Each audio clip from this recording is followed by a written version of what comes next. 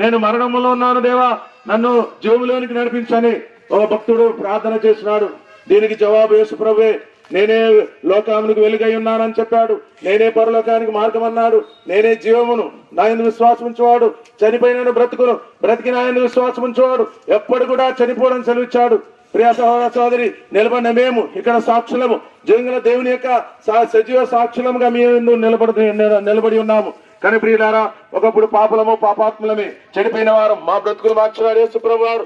ఆయన మరి దేవుని మాటలు మీరు ఎట్లా వింటున్నారు, మేము కూడా ఆ విధంగా విన్నాము, నమ్మాము, విశ్వసించాము. పేరు ఊరు మార్చుకోలేదు, మా ఊరు మా పేరు ఆ విధంగానే ఉంది. అయితే యేసుక్రీస్తు ప్రభు నమ్మడం ద్వారా జీవితం మారింది, నిజమైన శాంతి దొరికింది. నీకు కూడా శాంతి కావాలా? పాప క్షమాపణ కావాలా? నీవు నీ కుటుంబం రక్షణ పొందాలని కోరుతున్నావా?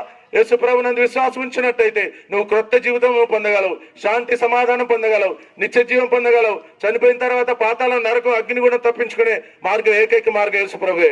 ప్రభు యేసుక్రీస్తు వారు మన చేసిన పాములు బట్టి చేతుల్లో మేకులు, కాళ్ళలో మేకులు, తల మీద ముళ్ళ కిరీటం పెట్టబడి, కొరడాలతో కొట్టబడి మరణించి మన కొరకే ప్రాణమును ధారపోసి రక్తమును చిందించి చనిపోయి తిరిగి లేచిన సజీవుడు యేసుక్రీస్తు ప్రభు నందు విశ్వాసం ఉంచండి.